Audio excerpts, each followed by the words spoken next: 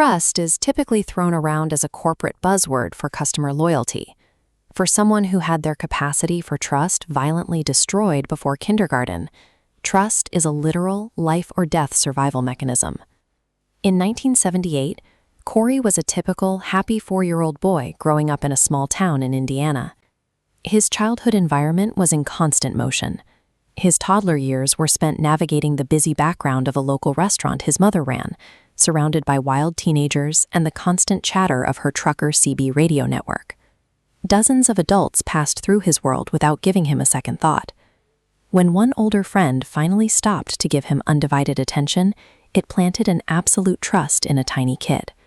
That trust would soon be manipulated to execute a total, calculated betrayal.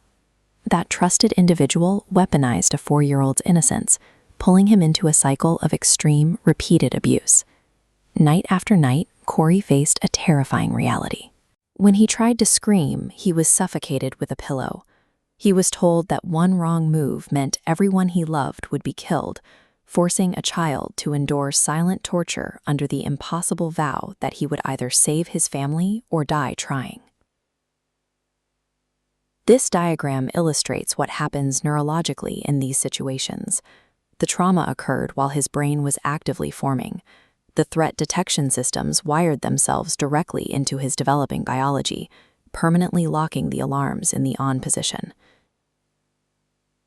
This permanent state of alarm is known as complex post-traumatic stress disorder, or cPTSD. For the next 46 years, his consciousness would operate through a relentless filter of impending doom, unable to turn off the fight-or-flight response. How does a child, completely incapable of fighting back or running away, physically and mentally survive that level of repeated torment?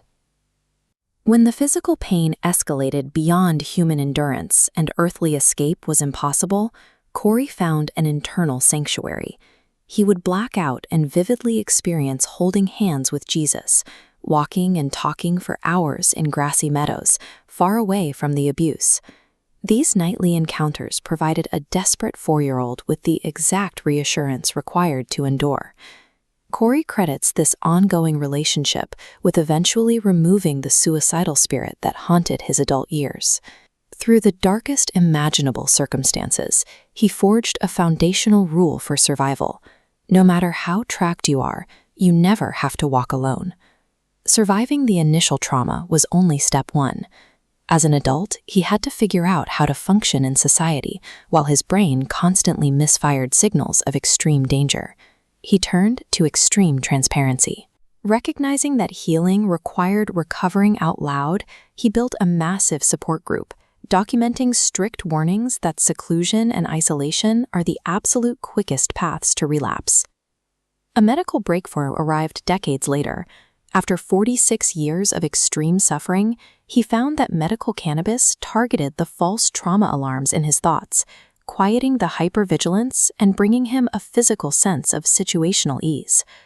By combining spiritual faith, a radical commitment to community, and targeted medical relief, he engineered the safety he was denied as a child. With his mind finally clear, he was ready to build a system for others.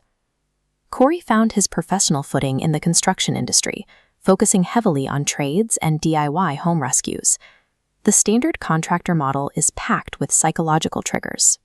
To someone with cPTSD, an industry known for ghosting, hidden fees, and broken promises feels dangerously close to the deception and lack of control they experienced in the past.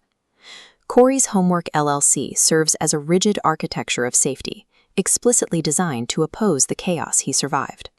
He stripped away the administrative maneuvering, choosing to operate strictly as a humble town servant, governing a platform built on absolute, unshakable truth. Because a massive lie shattered his early life, he refuses to offer murky estimates. As we see in this animated timeline, work is billed at a flat, transparent $55 an hour. You see exactly what you pay for. As a child, he required constant reassurance that he was safe. In his business, that translates to a strict 1-day maximum limit per project and mandatory daily photo logs. Customers always have proof of progress. He understands the heavy toll of conflict. If a client disputes a bill, the crew follows the smile and bless rule. They accept whatever is offered and peacefully leave the property. Furthermore, the platform strictly refuses to buy materials or hold project funds. The homeowner controls their own money, ensuring the business never holds exploitative financial power over anyone. These administrative choices act as non-negotiable guardrails, written by a man who knows exactly what happens when boundaries fail. The DIY Rescue Network operates on a simple premise. Homeowners are encouraged to start projects themselves with the ironclad guarantee that a rapid response team will step in the moment they get stuck. You find your true purpose when you take the darkest, most broken pieces of your own history and engineer a system that guarantees others will experience the exact opposite.